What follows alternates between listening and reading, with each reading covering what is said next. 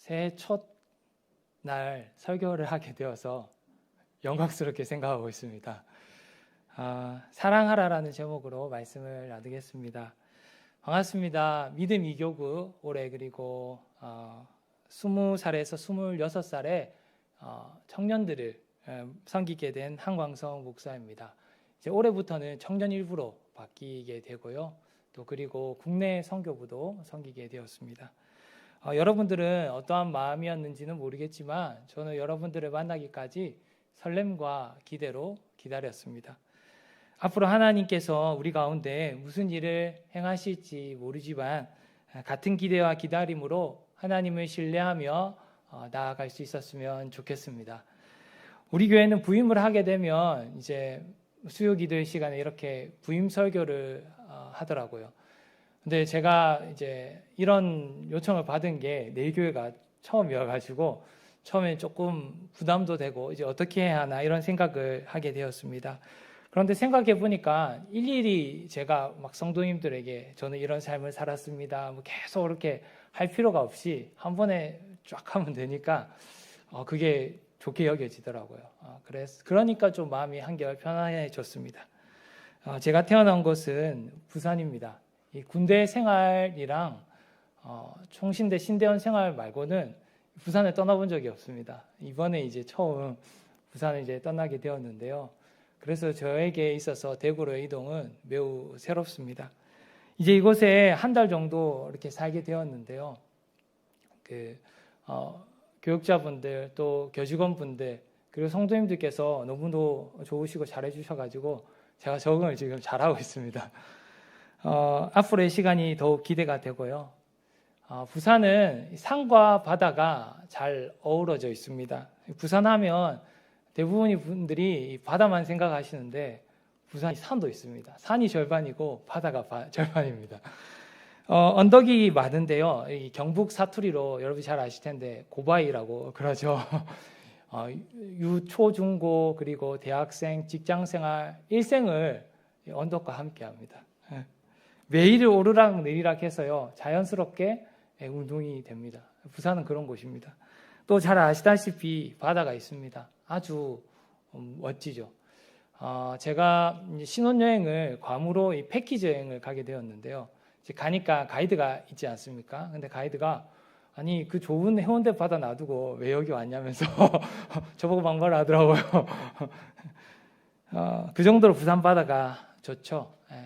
제가 이제 결혼하기 전에는 낙동강이 하류, 이제 부산이 하류니까 그 강변 근처에 이제 살았습니다. 저녁이 되면 붉은빛 노을이 지는데 아주 장관입니다. 그리고 이제 최근까지만 하더라도 그 영도 앞바다, 바다가 보이는 곳에서 제가 살았는데 이 바다만 보면 쫙 뭔가 시원해지는 그런 느낌들이 있었습니다. 대구로 올라간다니까 이전 교회 분들이 막 이런 얘기를 많이 해요. 이제 너무 많이 바다가 그리울 거다. 근데 지금까지는 생각이 안 나는데 한 번씩은 보고 싶지 않을까 이런 생각을 합니다. 대구는 부산과 다르게 좋은 점이 평지라서 너무 좋습니다. 이건 부산 출신 사람들이 유독 이것을 잘 느낄 수 있을 것 같은데요. 구자원 강도사님도 아마 느끼고 계실 거라고 생각이 듭니다. 그래서 운전도 편하게 할 수 있고요. 또 대구가 우리나라에서 나름대로 교통 요충지지 않습니까? 그래서 그런 것도 참 마음에 듭니다. 제가 이제 지난주에 이사를 하게 되었는데 그 전까지 좀 부산과 왔다 갔다 하는 일이 있었는데요. 이게 뭐니까 이렇게 도로에서 고속도로에서 바로 이렇게 연결이 되니까 교회가 그런 점도 너무나도 좋았습니다. 저는 나름 화목한 가정에서 지냈다고 생각을 합니다. 비록 어린 시절에 넉넉한 가정 형편은 아니었지만 이것이 저에게는 큰 문제가 되지는 않았습니다. 오히려 이것이 제가 하나님을 가까이 할 수 있는 계기가 되었던 것 같아요. 가족의 소중함을 또 느낄 수 있었고요. 제가 어린 시절에 가지고 있었다고 나름 어린 시절이었지만 생각했던 게 딱 두 가지가 있었습니다. 그게 첫 번째가 하나님이고 두 번째가 가족입니다. 지금도 여전히 저에게 있어서 소중한 두 가지는 하나님과 가족입니다. 이제 내일 교회의 가족이 되었으니 앞으로 여러분과 함께 소중한 시간을 보내고 싶습니다. 저는 모태신앙이었기 때문에 어린 시절부터 하나님에 대한 인식이 굉장히 자연스러웠습니다. 하나님께서 살아계시고 존재한다는 그 인식이 어렸을 때부터 있는 거죠. 유년 시절과 학창 시절에 하나님의 살아계심을 놀라운 기적을 통해 많이 경험했습니다. 그 중에 한 가지만 말씀드리면 초등학교 2학년 수련회 때인데요. 갑자기 배가 너무 아픈 거예요.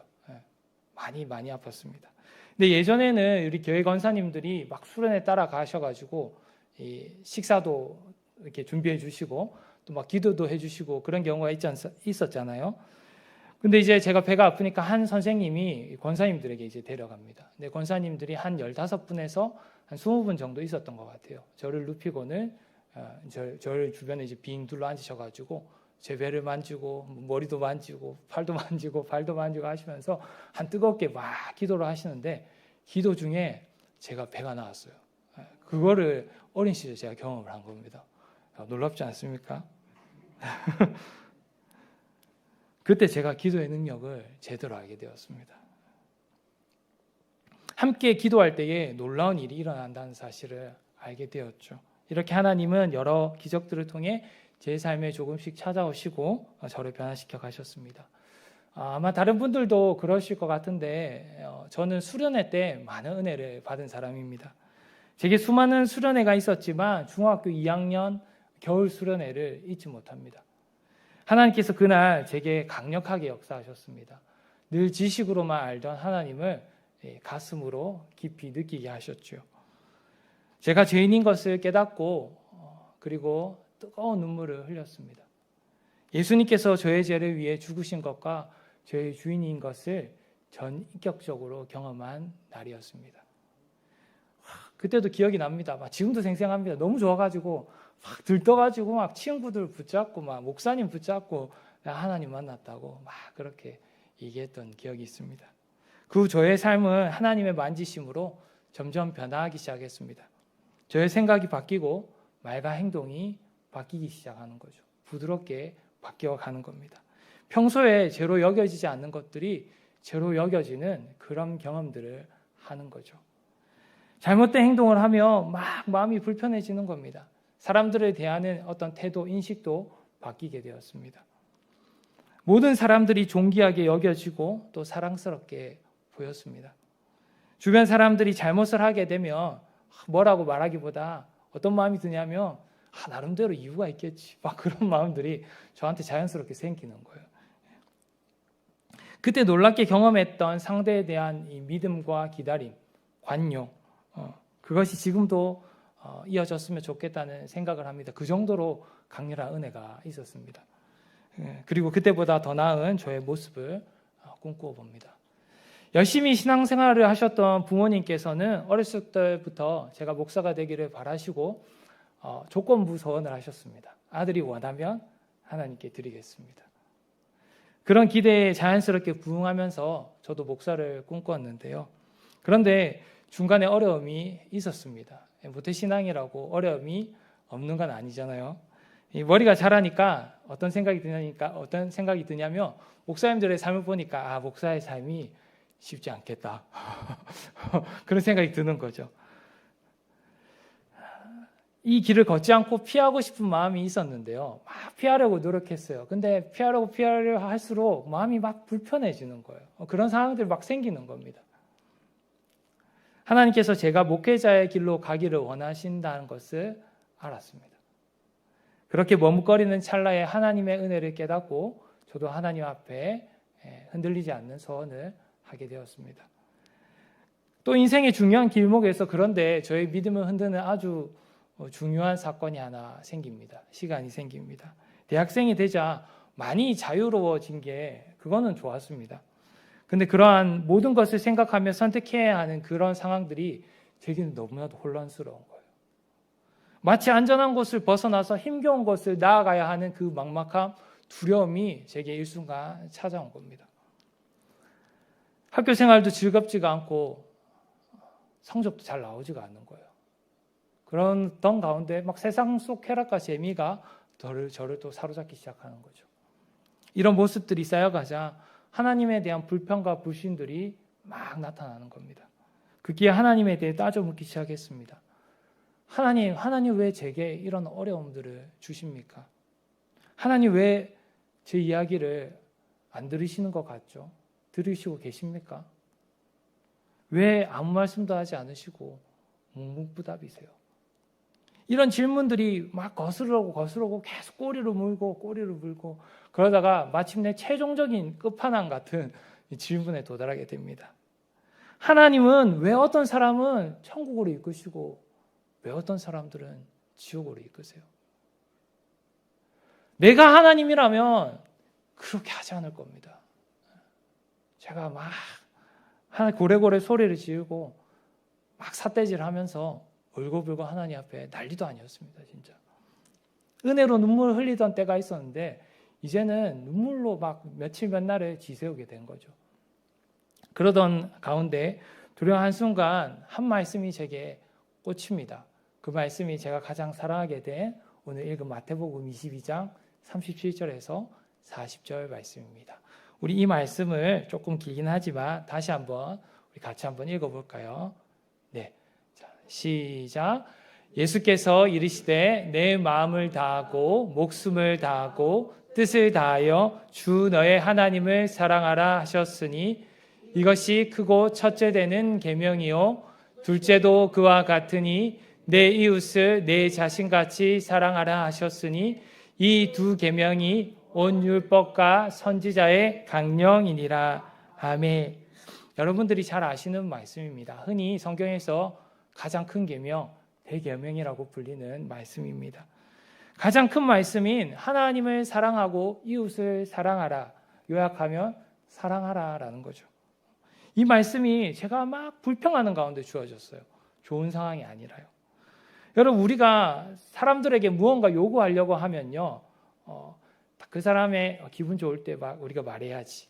그리고 막 눈치 봐가면서 타이밍을 봐가면서 말하지 않습니까? 그게 지혜로운 거 아닙니까? 막 화가 날 때 막 말하지는 않잖아요. 예, 그러진 않을 겁니다.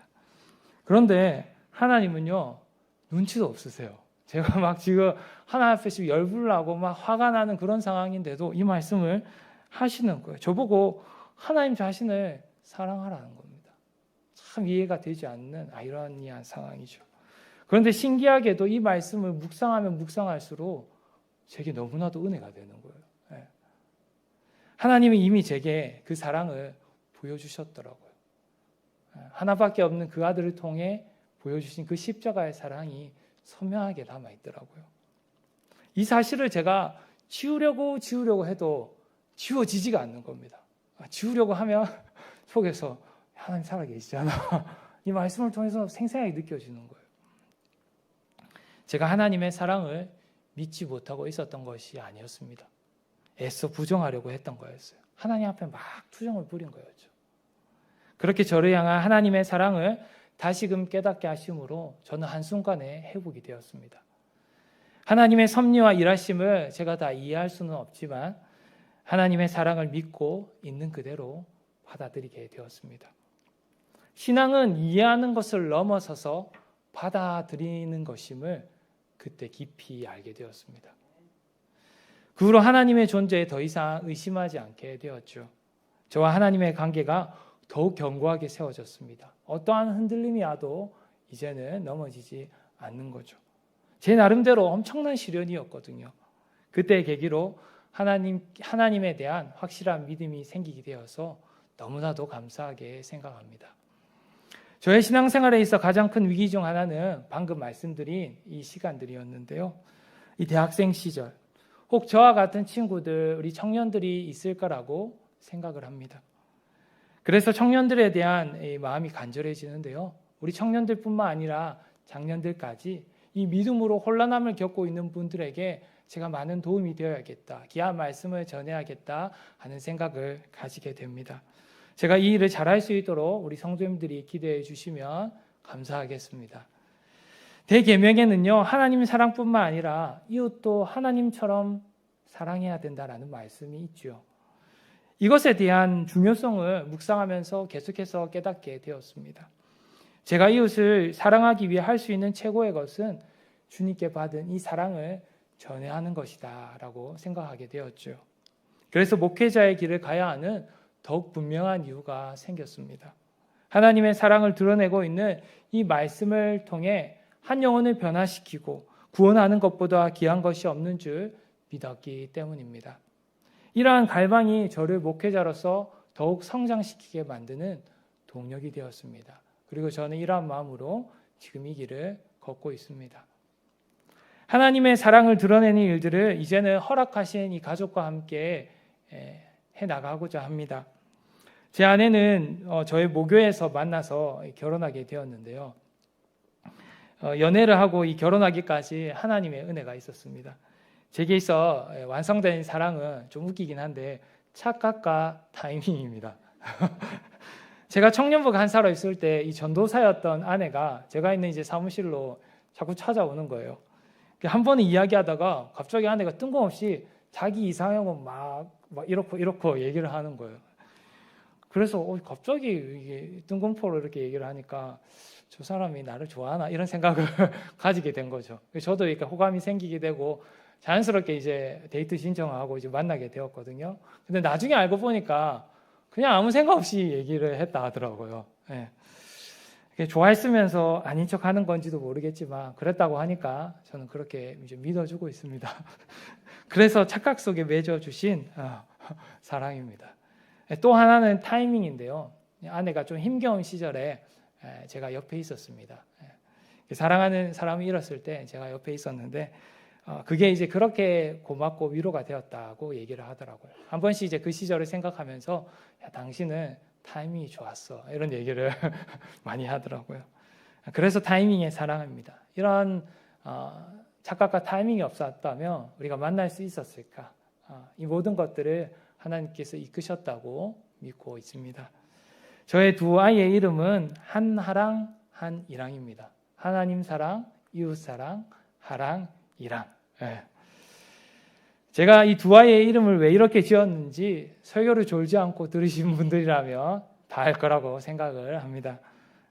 하나님께서 제게 주신 그 말씀이 너무 기쁘고 감사해서 그 말씀을 잊지 않기 위해서 자녀들이 이 말씀에 순종하며 살기를 바라는 마음으로 이 두 아이의 이름을 이렇게 짓게 되었습니다. 하나님께서 허락하신 가족을 통해 하나님을 영화롭게 하며 주의 몸된 교회를 잘 섬기기를 소망합니다. 사역한 지 올해 이제 제가 10년 차가 되었는데요. 그동안 거쳐간 교회에 빠짐없이 제가 청소년 부서와 청년 부서를 다 섬겼습니다. 네, 감사하게도 제가 좋아하는 부서들인데요. 그리고 또 내일교회 와서도 제가 이제 청년 부서를 맡게 되었는데 너무나도 좋습니다. 하나님께서 부어주시는 이 은혜와 능력으로 맡겨진 이 영혼들과 사역들을 잘 감당할 수 있었으면 좋겠습니다. 말씀 한 절을 추가로 읽어보기 원하는데요. 로마서 8장 28절입니다. 앞에 화면을 보시면 될 것 같은데요. 같이 한번 읽겠습니다. 우리가 알거니와 하나님을 사랑하는 자, 곧 그의 뜻대로 부르심을 입은 자들에게는 모든 것이 합력하여 선을 이루느니라. 아멘. 이 로마서는 사도 바울이 로마에 있는 믿음의 사람들에게 보내는 서신서입니다. 당시 로마 교회 성도들은 이 믿음으로 인해서 박해와 환난을 겪고 있었는데요. 바울은 이 서신을 통해서 하나님의 구원의 계획과 믿음에 대해서 말하고 위로 확신의 메시지를 전했습니다. 우리가 알거니와 라고 시작합니다. 서로 안다는 것이죠. 나도 알고 너도 알고. 구체적으로 어떤 사람들을 안다고 말하고 있습니까? 하나님을 사랑하는 자라고 말하는데 그 뒤에 곧이라는 단어가 나옵니다. 하나님을 사랑하는 자, 곧 그의 뜻대로 부르심을 입은 자들이라는 겁니다. 반대로 표현하면요, 하나님의 부르심을 입은 자들은 하나님을 사랑하는 자들이라는 겁니다. 사랑하는 성도 여러분, 하나님을 사랑하십니까? 그러면 여러분들은 하나님의 부르심을 입은 자들입니다. 오늘 이 자리에 하나님의 부르심을 입은 여러분, 하나님을 사랑하시기를 바랍니다. 이런 자들에게는 모든 것이 기쁘고 슬프고 짜증나고 또 우울하고 즐겁고 행복한 것들이 합력하여서 하나님께서 조화롭게 엮어 선을 이루게 하신다라고 하십니다. 하나님의 영광, 하나님 안에서의 기쁨과 즐거움, 구원의 그 즐거움을 누리게 하신다라는 것이죠. 앞으로 우리가 함께 이런 은혜들을 누리기를 소망합니다. 이 내교회와의 이 만남은 하나님께서 이끄셨습니다. 제가 때가 되어서 이 부임지를 놓고 기도하고 있었습니다. 내일교회에 대해서 이미 잘 알고 있었고 우리 이완영 목사님에 대해서 알고 있었고 그렇게 기도하고 있었는데요. 근데 이제 주변 사람들이 동료들이 이제 저한테 또 얘기하고 저도 이 고민을 털어놓고 얘기할 때에 신기하게도 하나같이 내일교회를 가라는 거예요. 그것도 한 명이 아니고 두세 사람 여러 명이 계속 내일교회만 얘기를 하는 거 제가 너무 신기한 겁니다. 그래서 기도하고도 있었고 또 사람들이 내일교회로 가라 하니까 그런 줄 알고 그렇게 여겼어요. 하나님의 음성으로 제가 들었습니다. 그래가지고 목회자들도 이렇게 여러 곳에 이렇게 뭐랄까요 이 지원서를 이제 넣게 되는데 저는 이제 하나님의 음성으로 이제 분명히 확신이 드니까 내일교회만 넣었습니다. 그런데 감사하게도 내일교회를 뽑아주셔서 감사합니다. 이 자리에서 제가 설교를 하고 있습니다.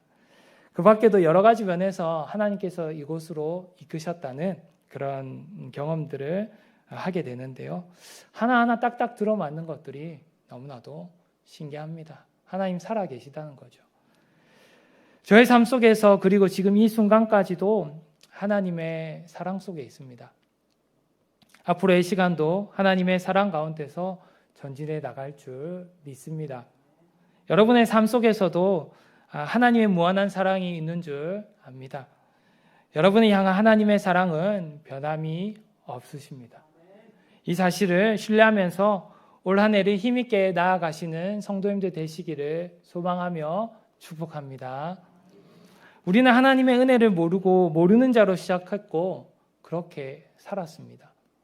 그러나 하나님께서 우리에게 은혜를 부어주셨을 때 우리는 비로소 하나님을 알게 되었죠. 이것이 얼마나 크나큰 은혜인지요. 이 하나님을 다시금 기억하면서 감사함으로 찬양드리기를 원하는데요. 찬송가 310장 하나님의 은혜로 다 같이 찬송하겠습니다.